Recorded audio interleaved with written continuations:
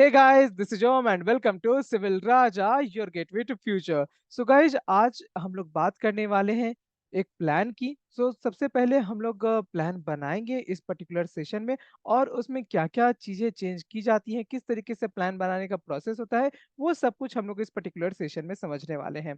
तो by the end of the day हम लोग क्या करेंगे, एक 3 बीएचके हाउस का प्लान बनाएंगे ग्राउंड फ्लोर का। एंड अभी हम लोग पहले समझते हैं कि रिक्वायरमेंट क्या है। तो हमारे पास जो प्लॉट साइज आया है वो है 32 फीट बाय 60 फीट का।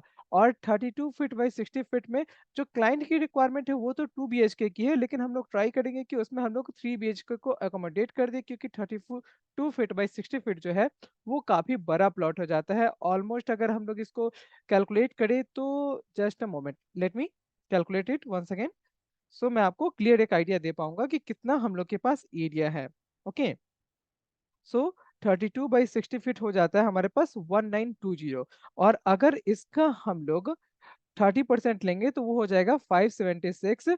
और इसको अगर हम लोग एक बार चेक कर ले तो इसमें आराम से हम लोग चाहें तो 4 बीएचके तक भी जा सकते हैं। ओके, बट वो काफी कंजेस्टेड हो जाएगा एंड क्लाइंट की रिक्वायरमेंट 2 बीएचके की है। तो हम लोग ट्राई करेंगे कि उसमें एक यानी कि हमारे पास एक गेस्ट रूम भी हो जाए तो अच्छा है। एंड उसके बाद हमारे पास ड्राइंग हॉल वगैरह सब कुछ अच्छे से स्पेसियस मैनर में निकल के आ जाए। तो वो प्लानिंग आज हम लोग करने वाले हैं। प्लॉट जो है वो हमारे पास नॉर्थ फेसिंग प्लॉट है, यानी कि जो घर का मेन डोर है वो नॉर्थ की तरफ ओपन होगा। ओके, अभी हम लोग ये प्लानिंग शुरू करते हैं। साथ ही साथ एक बात और बता दूं कि फ्रंट में तो हमें कोई जगह छोड़ने की जरूरत नहीं है, लेकिन बाकी तीनों साइड से हमें जगह छोड़नी पड़ेगी। यानी कि हम लोग 32 बाई 60 फीट को कंप्लीटली यूज नहीं कर सकते हैं, हम लोग को एटलीस्ट 2 फीट का ऑफसेट तो छोड़ना होगा। तो 32 में अगर लेफ्ट से 2 फीट छोड़े एंड राइट से 2 फीट छोड़े तो वो 28 रह जाएगा। और अगर 60 में हम लोग बैक से 2 फीट छोड़ेंगे तो वो 58 रह जाएगा। यानी कि जो हम लोग का एक्चुअल बिल्डिंग है वो कितने दूर में बन सकता है, उसे बनाना है हमें 28 फीट बाई 58 फीट में। एंड 58 फीट में हम लोग को पार्किंग वगैरह के लिए भी जगह रखनी है। तो जो हम लोग का मेन बिल्डिंग है उसको हम लोग ट्राई करेंगे कि 45 टू 50 फीट के बीच में कहीं पे ये कंप्लीटली बिल्डिंग जो है बन जाए। और उसके बाद पार्किंग के लिए भी हमारे पास अच्छा खासा स्पेस बच जाए। ओके, तो ये हम लोग की कोशिश रहेगी। अभी मैं आपको एक बार रिक्वायरमेंट बता देता हूँ कि जो मेरे पास क्लाइंट की रिक्वायरमेंट है वो क्या है। तो क्लाइंट ने कहा है कि हमारे पास एक मास्टर बेडरूम रहना चाहिए, एक पूजा रूम रहना चाहिए, एक किचन रहना चाहिए, एक ड्राइंग रूम रहे, पोर्टिको रहे, सिट आउट का एरिया रहे, यानी कि पार्किंग के बाद भी कुछ स्पेस ऐसा रह जाए कि घर के बाहर हम लोग अपना चेयर टेबल लगा के बैठ सके इवनिंग के टाइम में। तो वो हम लोग सिट आउट एरिया बना देंगे वहां पे। उसके बाद हम लोग से उन्होंने एक रेन हार्वेस्टिंग के लिए भी पूछा है कि कहाँ पे रेन हार्वेस्टिंग क्या जो टैंक है वो बनाया जाए, यानी कि अंडरग्राउंड वाटर टैंक कहाँ बनाया जाए। तो वो हम लोग को उनको बाद में बताना है, वो हम लोग प्लान में इंक्लूड नहीं भी करेंगे तो भी चलेगा। एंड वो हम लोग बाकी जो डिटेल ड्राइंग्स देते हैं वहां पे हम लोग को देनी होगी। देन हम लोग को एक बेडरूम चाहिए और एक कॉमन टॉयलेट चाहिए। उसके बाद एक स्टेयर केस चाहिए। ओके, तो ये हमारे क्लाइंट की रिक्वायरमेंट है। और ये आगे जाके फर्स्ट फ्लोर भी प्लान कर रहे हैं, तो फर्स्ट फ्लोर पे आराम से वहाँ उनका जितना रूम निकल सकता है वो सारी चीजें भी हम लोग देखेंगे, पॉसिबिलिटीज देखेंगे। तो अगर आप इस वीडियो के लास्ट तक बने रहेंगे तो आपको काफी इंफॉर्मेशन मिल जाएगा इस पर्टिकुलर प्लॉट के बारे में। ओके, अभी हम लोग ट्राई करते हैं इस प्लान को एग्जीक्यूट करने का। तो हम लोग चलते हैं अपने स्क्रीन के ऊपर और यहाँ से हम लोग प्लानिंग स्टार्ट कर देते हैं। तो सबसे पहले तो मैं एक लाइन ड्रॉ कर लेता हूँ जो 28 फीट का मुझे एक साइड का बाउंड्री दे देगा, और दूसरे साइड से मुझे मैं एक रैंडम ले लेता हूँ 60 फीट या 50 फीट ले लेता हूँ अभी के लिए। उसके बाद हम लोग ऑफसेट्स वगैरह बना लेते हैं, उसके हिसाब से हम लोग समझ लेंगे कितना कितना होना चाहिए। तो मैंने ऑलरेडी एक रफ ड्राइंग जो है अपने एंड से बना के रखा हुआ है। तो उसी रफ ड्राइंग के बेसिस पे मैं यहाँ पे अपने लैपटॉप पे ऑटो कैड में जाके बहुत इजीली यहाँ पे कॉन्सेप्ट ड्रॉ कर सकता हूँ। तो अभी आपको अगर प्लानिंग करनी है कभी भी तो सबसे पहले आप पेपर पे प्लानिंग करेंगे, उसके बाद आप जाओगे अपने सिस्टम पे। तो इस तरीके से काम आपका काफी फास्ट हो जाएगा, क्योंकि सिस्टम के सामने रह के सोचने में काफी ज्यादा टाइम लग जाता है। पेपर पे नॉर्मली आदमी का दिमाग ज्यादा तेज चलता है, पर्सनली मेरा तो चलता है, बट हर किसी का केस अलग अलग होता है। ओके, तो गाइज हम लोग का लेआउट मैंने ऑलरेडी रेडी कर लिया है। अब मैं वॉल्स लगा देता हूँ अपने प्लान में, उसके बाद मैं यहाँ पे डायमेंशंस लगा दूंगा। तो डायमेंशन से मुझे आइडिया लग जाएगा कि किस तरीके से मुझे अपने प्लान को आगे कैरी फॉरवर्ड करना है। इससे मुझे ये क्लियर हो जाएगा कि कहाँ कहाँ पे जो डिजिट्स है वो प्रॉपर नहीं आ रहे हैं। यानी कि जैसे आपको देख सकते हो 12 फीट 5 इंचेस है, और इधर 12 फीट 13 फीट 5 7 इंचेस था। तो उसको हम लोग एक राउंड फिगर में कन्वर्ट करने की कोशिश करेंगे कि राउंड फिगर में जितना ज्यादा डायमेंशन रहेगा उतना ही बेटर है हम लोग के लिए। हालांकि हो सकता है कि जरूरी नहीं कि राउंड फिगर में काम कर ही जाए, कभी कभी ये प्रोसेस उतना इफेक्टिव नहीं हो पाता है। बट हम लोग अपने एंड से कोशिश करेंगे कि जितना ज्यादा राउंड फिगर में हमारे डायमेंशंस रहे उतना ही अच्छा होगा हमारे लिए। ओके, तो सबसे पहले तो स्ट्रेचिंग के हेल्प से मैं यहाँ पे रूम के डायमेंशन सेट कर रहा हूँ। तो इनिशियली जो मैंने रूम का डायमेंशन लिया है वो लिया है बेडरूम के लिए 10 बाई 14 का, और जो मास्टर बेडरूम मैं प्लान कर रहा हूँ राइट साइड में उसके लिए लिया है मैंने 10 बाई 12 का। उसके बाद यहाँ पे टॉयलेट भी अटैच करना है। देन मुझे एक किचन चाहिए, किचन के बगल में मैं अपना डाइनिंग स्पेस को प्लान करूंगा। देन स्टेयर केस के लिए मैंने सेंटर में अपने बिल्डिंग का जो सेंटर है वहां पे दिया है। वास्तु के अकॉर्डिंग ये हमारे पास साउथ वेस्ट कॉर्नर में होना चाहिए। तो साउथ वेस्ट कॉर्नर में इसको दे सकते थे, लेकिन वहां पे अगर हम लोग देंगे तो हमारा स्पेस का वेस्टेज हो जाएगा, इसलिए मैं इसको बिल्डिंग के सेंटर में रखने का प्लान कर रहा हूँ। उसके बाद मैं सबको नेम दे देता हूँ कि कहाँ से डायमेंशन लेआउट में कौन कौन सा एरिया ये रिप्रेजेंट करने वाला है। तो यहाँ पे आप देख सकते हैं कि टॉयलेट के लिए मैंने एक सिंगल स्पेस बनाया हुआ है, लेकिन यहाँ पे एक्चुअली दो टॉयलेट होना चाहिए। एक तो मेरा अटैच टॉयलेट हो जाएगा मास्टर बेडरूम के साथ में, दूसरा जो हो जाएगा मेरा कॉमन टॉयलेट हो जाएगा, जिसका कि एक्सेस हर किसी को होगा। यानी कि हॉल में कोई बैठा हो, गेस्ट रूम में कोई हो, या फिर दूसरा बेडरूम में हो, उन सबको इजी एक्सेस मिल जाते हैं। इसलिए हम लोग को जो वर्क फ्लो है या फिर आप मूवमेंट बोल सकते हो, वो भी बहुत अच्छे से ध्यान रखना होता है। यहाँ पे जो स्पेस है स्टेयरकेस के लिए वो 8 feet 10 inch by 11 feet 2 inches का है। तो एक्चुअली 11 फीट 2 इंचेस के बाद हमारे पास और स्पेस नहीं है फ्रंट में जाने के लिए, तो इसलिए हम लोग उसको ओपन नहीं रख सकते हैं। और 8 फीट 10 इंच के साइड से मैं स्टेयरकेस इसलिए नहीं ले रहा हूँ कि उस साइड से अगर मैं लूंगा तो थोड़ा सा स्पेस का कंजेशन यहाँ पे फील होने लगेगा। तो वो चीज ओपन रखने के लिए मैं स्टेयरकेस के पैटर्न को चेंज कर दे रहा हूँ, और मैं यहाँ पे बनाऊंगा यू शेप्ड का स्टेयरकेस। अगर आपको ये जानना है कि यू शेप्ड की स्टेयरकेस की प्लानिंग कैसे होती है प्रॉपरली, तो वो आपको सिविल राजा के चैनल पे इजिली मिल जाएंगे। एंड एक्चुअली वो मेरे चैनल का मोस्ट व्यूड वीडियो भी है, तो वो आपको बहुत ही इजिली मिल जाएगा। आपको बस यू शेप्ड स्टेयरकेस और उसके बाद सिविल राजा लिखना है, यूट्यूब पे सर्च मारना है, आपको प्रॉपर प्लानिंग उसकी मिल जाएगी। तो आप चाहो तो अपने घर के लिए भी प्लान कर सकते हो। एंड अगर आप एक सिविल इंजीनियर या आर्किटेक्ट हो, तो आपको बिल्डिंग प्लानिंग के सारे कॉन्सेप्ट सीखने हैं कि किस तरीके से हम लोग को वास्तु चेक करना होता है, किस तरीके से मूवमेंट्स को चेक करना होता है, किस बेसिस पे हम लोग डिसाइड करते हैं कि रूम का डायमेंशन कितना होना चाहिए। तो आप हमारी प्रोफेशनल ट्रेनिंग को भी ज्वाइन कर सकते हैं। एंड अगर आप कोई ऐसे पर्सन है जिनको आप जो कि घर बनाना चाहते हैं, तो आप डायरेक्टली मुझसे कांटेक्ट कर सकते हैं। मेरा जो नंबर है वो है 8433248864, जो कि आपको हमारे वीडियो के डिस्क्रिप्शन में भी मिल जाएगा। तो गाइज यहाँ पे डायमेंशन लेआउट कंप्लीट हो चुका है, डोर्स मैंने ऑलमोस्ट लगा लिए हैं। विंडो में पहले नहीं लगाऊंगा, पहले मैं फर्नीचर सेट कर लेता हूँ, क्योंकि फर्नीचर सेट करने से हमारे पास काफी कुछ का आइडिया हो जाता है। पहला बेनिफिट तो ये हो जाता है कि अगर मैं पहले विंडो लगा लूँ उसके बाद फर्नीचर लगाऊं, तो मुझे पता चलेगा कि मेरे फर्नीचर का जो प्लेसमेंट है वो ब्लॉक कर रहा है। एंड हम लोग को फर्नीचर लेआउट में बहुत कुछ ध्यान रखना होता है। एंड यहाँ पे काफी क्लैरिटी भी मिल जाती है, जैसे कि मैं बेड को यहाँ पे रोटेट करके नहीं लगा सकता, 90 डिग्री का रोटेशन में नहीं दे सकता, क्योंकि हम लोग का बेड जो है वो ईस्ट या वेस्ट फेसिंग ही रह सकता है। ईस्ट वेस्ट डायरेक्शन में हम लोग का बेड लगता है, नॉर्थ साउथ डायरेक्शन में हम लोग बेड को रखेंगे नहीं। तो उसके हिसाब से हम लोग को ये समझ में आ जाए कि विंडो कहाँ रह सकता है, कहाँ पे नहीं रह सकता है।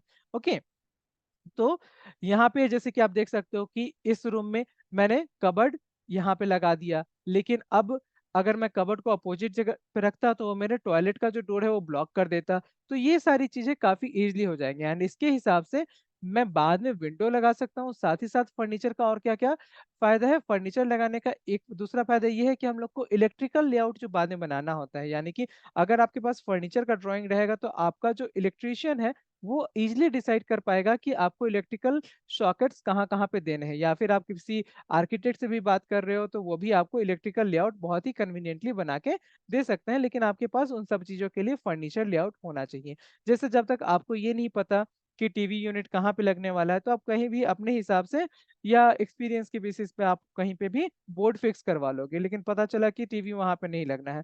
और अगर आपने इंटरनल वायरिंग करवानी है, तो क्या हो जाएगा कि बाद में आपको ये प्रॉब्लम्स हो सकती हैं कि भाई स्विच बोर्ड तो वहाँ लग गया, अब मैं बाद में टीवी लगाने आ रहा हूँ, तो मुझे टीवी वहाँ पे लगाना नहीं था। तो टीवी कहाँ पे लगने से अच्छा होगा, ये बाद में डिसाइड हुआ है, बोर्ड कहीं और लग गया है। अब अगर दोबारा इंटरनल वायरिंग करने की बात आ गई, तब तो बहुत ही प्रॉब्लम हो जाएगा, क्योंकि उसमें हम लोग को वॉल में ग्रूविंग करनी पड़ती है। उसके बाद हमारा पेंट खराब होगा सो अलग, एंड काफ़ी क्लमज़ी हो जाएगा सब कुछ।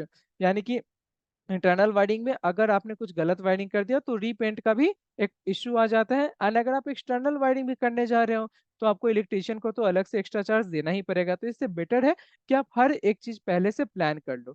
जो लोग सोचते हैं कि हमारे पास तो मिस्त्री है ही, मिस्त्री से नक्शा बनवा लेते हैं, रख लेते हैं, एंड क्या ही हो जाएगा प्रॉब्लम। तो यही सारी चीजें बाद में प्रॉब्लम होती हैं कि जो पैसा 8-10 हज़ार लोग इधर से बचाते हैं कि हम इंजीनियर से काम नहीं करवाएंगे, वो मान लीजिए 8-10 हज़ार, कहीं 20 हज़ार, वो तो डिपेंड करता है कि प्लॉट का साइज कितना है। जैसे आप नॉर्मल प्लानिंग कराने जा रहे हो, मुझसे करवाएँगे तो मैं ₹4 पर स्क्वायर फीट चार्ज करता हूँ। तो इसमें आपको ये फर्नीचर लेआउट वगैरह मिल जाएँगे, कॉलम के पोज़ीशंस मिल जाएँगे। स्ट्रक्चरल डिज़ाइन करवाना चाहेंगे आप, तो वहाँ पे भी आपकी अलग चार्जेज़ होते हैं, वहाँ पे भी ₹4 पर स्क्वायर फीट होता है।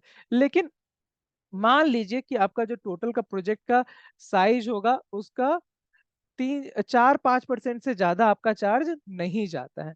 तो आप 4-5% अगर इंजीनियर को दे दोगे, तो आपका काफ़ी प्रोजेक्ट का कॉस्ट जो है वो कम हो जाएगा। जैसे कि इलेक्ट्रिकल वर्क का प्रॉब्लम सॉल्व हो जाएगा। आपका अगर फर्नीचर लेआउट यहाँ पे किचन का, टॉयलेट का, इन सब जगहों का कर दिया गया है, तो आपका प्लम्बिंग का काफ़ी पैसा बच जाएगा। यानी कि प्लम्बिंग के पाइप फिटिंग्स वगैरह जो होते हैं, उन सब में काफ़ी ज़्यादा पैसा इन्वेस्ट हो जाता है। वो सारे कॉस्ट भी आपके डिक्रीज़ हो जाएँगे। तो प्लम्बिंग वगैरह का पैसा बच रहा है आपका, क्योंकि उसमें सब कुछ पहले से प्लान कर दिया जाता है। जैसे आपको यहाँ दिख रहा होगा कि मैं यहाँ पे एक सिंगल विंडो लगा के देख रहा हूँ, उसके बाद मैं यहाँ पे 2 विंडो लगा के देख रहा हूँ। तो यहाँ हर एक चीज़ पहले ही मैं सब कुछ ट्राई कर लूँगा कि अभी मैं टीवी यूनिट को यहाँ पे दरवाजे के साइड में लगा के देख रहा हूँ, सोफ़े को इस तरीके से प्लेस करके देख रहा हूँ। उसके बाद आप देख रहे हो कि गेस्ट बेडरूम में मैंने ऑलरेडी टीवी को इस वॉल पे रखा है। वहाँ पे मैंने जो ऊपर के 2 बेडरूम हैं, उसमें एक कॉमन वॉल पे टीवी को रखा है, तो वहाँ पे मुझे इलेक्ट्रिकल का जो वायर्स है, उन सब में भी तो मेरा कॉस्ट रिड्यूस होने वाला है। और उसके बाद स्पेस प्लानिंग तो होती ही है।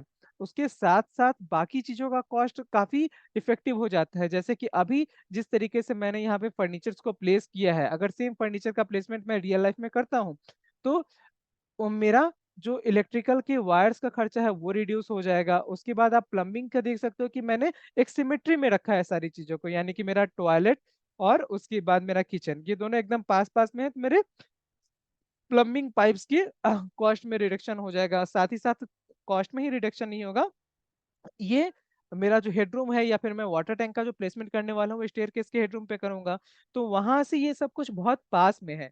तो इस तरीके से जब हम लोग काम करते हैं प्रॉपर प्लानिंग से, तो हम लोग का बहुत कॉस्ट रिड्यूस हो जाता है, एंड ये फर्नीचर लेआउट जो है वो काफ़ी हेल्प करता है। अभी आप देख सकते हो कि यहाँ पे सपोज़ मैंने डाइनिंग के लिए ये स्पेस प्लान नहीं किया है, ठीक है? अभी मुझे पता चल गया कि जब मैं यहाँ पे सोफ़ा वगैरह लगा दे रहा हूँ, तो अब मैं यहाँ पे डाइनिंग टेबल लगाऊँगा, तो यहाँ पे 6 सीटर डाइनिंग टेबल उतना सूट नहीं कर पाएगा रिक्वायरमेंट को। लेकिन यहाँ पे 5 सीटर डाइनिंग टेबल रखूँ, तो मैं इसको इस तरीके से सोफ़ा रखने के बाद 5 सीटर डाइनिंग टेबल को फिर भी अकोमोडेट कर सकता हूँ, और उसके हिसाब से मुझे अपना जो बेसिन है, वो वॉल के एंड में ना रख के किचन के सेकंड एज में रखना होगा। यानी कि जहाँ पे किचन का सिंक है, उसके जस्ट सामने। तो वो भी एक कॉस्ट रिडक्शन की टेक्निक होती है। कि मैं सिंक को इधर रखना चाहता हूँ, तो मुझे डाइनिंग टेबल को उधर शिफ्ट करना होगा। तो ये सारा कॉस्ट भी आपका सेव होता है, और उसके साथ-साथ आपको जो अपने मिस्त्री को एक रिक्वायरमेंट देनी होती है कि हाँ भाई इस तरीके से काम करना है, वो काम भी काफ़ी ईज़िली हो जाता है। अब आप देख सकते हो कि यहाँ पे बेसिकली घर को जो है अलग-अलग सेक्शंस में डिवाइड कर दिया जा रहा है। जैसे कि जब जो सबसे पीछे का एंड है, वो हमारे बेडरूम्स का है, जहाँ पे हम लोग का इलेक्ट्रिकल वर्क जो है काफ़ी सोफिस्टिकेटेडली हो जाएगा। उसके बाद जो एरिया आता है, वहाँ पे किचन है और टॉयलेट्स है, तो उसमें क्या हो जाएगा, और बीच में हमारा लिविंग रूम से सेपरेशन है। आप उसको पैसेज भी बोल सकते हो, लेकिन ऑलमोस्ट ये 9 फीट 2 इंचेस का है, जो आप डायमेंशन लेआउट में लेफ्ट साइड में देख सकते हो। तो वहां पे भी लिविंग रूम की तरह उसको यूज कर सकते हैं। तो उन दोनों के पास मेरा प्लम्बिंग का सारा सेक्शन है, एंड मैंने अपने प्लम्बिंग के एरिया को वहीं पे अकोमोडेट कर दिया है। जो मेरा वॉशिंग मशीन होगा उसको भी मैं स्टेयरकेस के नीचे ही प्लेस करूंगा। तो वहां से क्या हो जाएगा कि मेरा स्पेस भी बच जाएगा, और स्टेयरकेस के नीचे का स्पेस यूज भी हो रहा है, साथ ही साथ मुझे उसके लिए अलग से कुछ पाइप नहीं देना पड़ेगा। जो मेरा वेस्ट पाइप है वो भी उसी के नीचे से चला जाएगा। अभी मैं क्या ट्राई कर रहा हूँ कि मैंने जो इनिशियल ट्रायल किया था कि ड्राइंग रूम में जो सोफा है उसको मैंने वेस्ट फेसिंग रखा है। ओके, तो वेस्ट फेसिंग ना रख के अब मैं इसको ट्राई करता हूँ कि नॉर्थ फेसिंग अगर मैं सोफा को प्लेस कर दूंगा तो क्या वो मुझे डाइनिंग के लिए ज्यादा स्पेस दे रहा है। तो हाँ बिल्कुल, वो अगर मैं नॉर्थ फेसिंग कर देता हूँ, यानी कि सोफा को रोटेट करके रखता हूँ इस तरीके से, तो वहां पे मेरा डाइनिंग टेबल भी काफी इजीली एकोमोडेट हो जाएगा। ठीक है, तो यहाँ पे आप देख सकते हो कि डाइनिंग टेबल भी एकोमोडेट हो गया है। अब जो मेरा एक और एरिया है वहां पे, जहाँ पे मैं पहले डाइनिंग टेबल ट्राई कर रहा था, वहां पे मैं आराम से एक सिट आउट एरिया बना सकता हूँ। एंड अब वो यूनिट जो है वो सिर्फ पैसेज 9 फीट 2 इंच का ना होके अब वो एक लिविंग रूम की तरह काम करेगा, क्योंकि वहाँ घर की जो लेडीज हैं वो वहाँ पे बैठ के अपना क्वालिटी टाइम स्पेंड कर सकती है, अगर उनके घर में गेस्ट आ गए, जहाँ पे उनका सोफा का एरिया जो है वो ऑलरेडी एकोमोडेटेड है, यानी कि वो ऑलरेडी बुक हो चुका है। तो वैसे केस में हम लोग उनको ये एरिया प्रोवाइड कर सकते हैं। अब आ जाते हैं कि हम लोग सारे रूम्स को एक बार रीनेम कर देते हैं। तो आप देख सकते हो कि पीछे में जो हमारा बेडरूम है वो 13 फीट 6 इंच बाय 11 फीट का हो जाता है। उसी तरीके से हमारा जो मास्टर बेडरूम है उसका साइज थोड़ा छोटा है, लेकिन वो बस कहने को छोटा है क्योंकि उसमें टॉयलेट अटैच है। तो उस पर्टिकुलर रूम को एक काफी अच्छा खासा एरिया मिल जाता है, जिसमें 12 फीट 6 इंच बाई 11 फीट का हमारे पास बेडरूम हो जाता है, और 8 feet 5 inch by 4 feet 10 inch का अटैच्ड टॉयलेट है। देन हमारा कॉमन टॉयलेट भी सेम साइज का है, 8 feet 5 inches by 4 feet 10 inches का, और ये एम्पल स्पेस होता है टॉयलेट में। और ज्यादा स्पेस दे के भी आप बहुत ज्यादा उसका कुछ यूज नहीं कर पाएंगे, क्योंकि बाकी सारी चीजों का प्लेसमेंट हमारे पास है। पूजा रूम भी आप देख सकते हो 8 फीट बाई 5 फीट का हो गया। गेस्ट रूम हमारे पास 12 फीट 6 इंचेस बाई 11 फीट का हो गया, यानी कि ये रूम का जो स्पेस है वो काफी सब कुछ बड़ा है। उसके बाद आप डोर्स देख सकते हो कि सारे डोर्स काफी स्मूथली ओपन हो रहे हैं, यानी कि यहाँ पे हर एक चीज प्रॉपरली प्लान हो चुकी है। ओके, एंड आप इस तरीके से जब काम करते हैं, और आपको अब देख सकते हो कि पोर्टिको में जो सिट आउट एरिया है वो भी बन चुका है, मेन आपका स्टेयरकेस का भी सॉरी जो स्पेस है वो भी बन चुका है। तो ये सारा कुछ बनने के बाद आप देख सकते हो कि यहाँ पे हम लोग के पास पार्किंग का भी अच्छा खासा स्पेस बच चुका है। अब क्या मैं क्या कर लेता हूँ कि यहाँ पे प्लॉट की भी मार्किंग कर देता हूँ। तो मेरे पास एक्चुअल प्लॉट कितने का था, 32 फीट बाई 60 फीट का था, तो वो भी मैंने यहाँ पे डैश्ड लाइन से, या फिर आप बोल सकते हो हिडन लाइन से, इसको हम लोग अपने टर्म्स में बोलते हैं, और कॉमन टर्म में इसको डैश लाइन बोलते हैं। तो डैश लाइन से शो कर देता हूँ कि यहाँ पे मेरा प्लॉट जो था ये एक्चुअल प्लॉट इतने का है, उसमें से मैं जो है वो इतने पोर्शन को यूज कर रहा हूँ। कितने पोर्शन को यूज कर रहा हूँ एक्चुअली में, 32 फीट बाई सॉरी 32 फीट में से 28 फीट यूज कर रहा हूँ, और 60 फीट में से 58 फीट का यूज कर रहा हूँ। उसके बाद मैं इसको प्रॉपर फॉर्मेट में डाल देता हूँ, और अभी ये गुड टू गो है क्लाइंट को देने के लिए। ओके, तो ये सारी चीजें होती हैं जब हम लोग काम करते हैं। अभी मैं आपको एक फर्नीचर लेआउट का प्रिंट आउट जो है वो दिखा देता हूँ, सो डेट आपको एक क्लियर आइडिया निकल जाए कि किस तरीके से हम लोग का काम होना है। ओके, तो यहाँ पे आप देख सकते हो ये मेरा particular furniture layout. Okay, furniture layout को आप अच्छे से देखेंगे तो यहाँ पे आपको सबसे पहले क्या देखना है कि आपका जो टोटल प्लॉट है वो डैश लाइन से यहाँ पे शो किया गया 32 फीट बाई 60 फीट का है। उसके बाद जो आप अगर कहोगे कि घर का एरिया कितना है, तो पूरा बिल्टअप एरिया अगर हम कवर देखना चाहें तो 28 फीट बाई 58 फीट का है, और उसमें से घर कितने पोर्शन में बना हुआ है पार्किंग को छोड़ के, तो 28 फीट बाई 46 फीट 4 इंचेस में हम लोग का 3 BHK जो घर है वो बन जाएगा। जिसमें कि आप देख सकते हो इनिशियली स्टार्ट करेंगे तो आपको एक पैसेज मिलता है 5 फीट 1 इंचेस वाइड का, जो कि आपका अच्छा खासा स्पेस है, और जो मेरा मेन डोर है वो 4 फीट का मेन डोर है। पोर्टिको हमारे पास स्पेसियस है 26 feet 4 inches by 10 feet 10 inches का। देन हमारे पास एक पूजा रूम आ जाता है लेफ्ट साइड में, जो कि एकदम नॉर्थ ईस्ट लोकेशन पे है, एंड ये जो है वास्तु के हिसाब से बेस्ट लोकेशन है हमारे पूजा रूम के लिए। देन हमारे पास जो गेस्ट रूम है वो नॉर्थ वेस्ट में है, जो कि अगेन बेस्ट लोकेशन है वास्तु के हिसाब से। उसके बाद आ जाता है, डायरेक्ट ओपन होता है हमारे पास ड्राइंग हॉल में, जहाँ पे आप देख सकते हो कि एक 4 सीटर सोफा यानी कि 3 सीटर इस साइड, एक सिंगल सीटर इस साइड में हम लोग रखेंगे, तो आराम से यहाँ पे रह सकते हैं। या फिर अगर आप एल शेप्ड सोफा रखते हो तो वो भी आपका इजीली यहाँ पे एकोमोडेट हो जाएगा। साथ में आपको यहाँ पे एक टीवी यूनिट मिल जाता है, उसके लिए भी स्पेस हो जाता है। एंड इसके साथ साथ जो आपका ड्राइंग रूम है, इसमें आपको डाइनिंग एरिया भी मिल जाएगा। जो डाइनिंग एरिया है वो आपको यहाँ पे मिल जाएगा, एंड ये जस्ट किचन के बगल में है, जो कि एक आइडियल सिचुएशन है डाइनिंग एरिया के लिए। उसके बाद आप यहाँ से देख सकते हो एक सिंगल वॉल का पार्टीशन आपको देखने को मिलेगा, जहाँ पे ये पार्टीशन में आप कर्टेन लगा के इस पर्टिकुलर पोर्शन को लिविंग एरिया की तरह यूज कर सकते हो। यहाँ पे भी डोर्स को इस तरीके से प्लेस किया गया है कि हमारे पास ये स्पेस जो है वो सिट आउट स्पेस अच्छे से लिविंग एरिया के लिए हो जाए। अगर ये डोर इधर ना इधर प्लेस कर दिया होता, जैसे मैंने इनिशियली किया था, उसको मैंने बाद में चेंज किया है, तो वो क्या होता, वो एक प्रॉब्लम क्रिएट कर सकता था। 8x10 का हमारे पास स्मूथ किचन मिल जाता है, साथ ही साथ 9x10 का, या एक्चुअली बोले तो 9 feet 2 inches bye 10 feet 5 inches का हमारे पास लिविंग रूम मिल जाता है। और इन सब लोगों के लिए हमारे पास एक कॉमन टॉयलेट है, जिसका भी साइज अच्छा खासा है, 8 feet 5 inches bye 4 feet 10 inches का। देन आप देख सकते हो कि एंड में हमारे पास लेफ्ट साइड में एक बेडरूम है, और राइट साइड में एक मास्टर बेडरूम है। तो राइट साइड में जो मास्टर बेडरूम है वो है एग्जैक्टली साउथ वेस्ट लोकेशन पे, एंड यही हमारा वास्तु के हिसाब से बेस्ट पोजीशन है मास्टर बेडरूम के लिए। इनके साइजेस के बारे में मैं ऑलरेडी डिस्कस कर चुका हूँ। आपको अगर चाहिए तो आप इसका एक स्क्रीनशॉट लेके रख सकते हो, ठीक है। आप वीडियो को पॉज करके उसका स्क्रीनशॉट ले लीजिएगा। एंड गाइज, अगर आप चाहते हो कि आप ये प्लान परचेज करना चाहते हो, तो वो आप भी आपको मिनिमम रेट में मिल जाएगा। एंड आप चाहते हो कि आपके लिए मैं आपकी बिल्डिंग को प्लान करूं, तो वो भी आप जानती हो कि मैं ₹4 पर स्क्वायर फीट के हिसाब से प्लानिंग करता हूँ। एंड अगर आपको आगे बात करनी है तो आप मुझे कॉल कर सकते हो 8433248864 पे। आपको जो मेरा नंबर है वो मेरे डिस्क्रिप्शन में मिल जाएगा, एंड आपको मैं एक बार शो भी कर देता हूँ, तो आप यहाँ से भी स्क्रीनशॉट ले सकते हैं। मेरा नाम है engineer Om Shiv Raja Babu, and this is my contact number. Okay, तो गाइज, आपको इसमें क्या क्या मिलेगा जब आप मेरे से प्लानिंग करवाते हो? आपको एक सिंपल प्लान मिलेगा, उसके बाद डायमेंशन लेआउट मिलेंगे, साथ ही साथ आपको इस तरीके का फर्नीचर लेआउट मिलेगा जो आपको हेल्प करेगा अपने इलेक्ट्रिकल और प्लम्बिंग के प्लानिंग के लिए।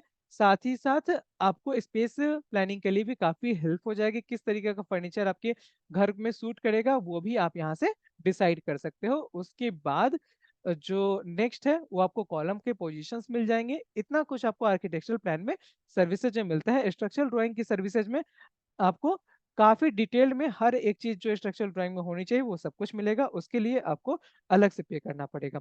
बट गाइज, इस वीडियो को हम यही एंड करते हैं। अगर आपको ये वीडियो अच्छा लगा है तो इस वीडियो को लाइक कीजिएगा, एंड हमारे चैनल को सब्सक्राइब कीजिएगा। एंड अगर आपको लगता है कि किसी आपके जो फ्रेंड या कलीग्स हैं उनके पास क्या ऐसे ही किसी घर बनाने का प्लान है, तो आप उनको रिकमेंड कीजिए सिविल राजा को, ठीक है। एंड मिलते हैं नेक्स्ट वीडियो में किसी नए टॉपिक के साथ, किसी नए प्लान के साथ। Thank you guys.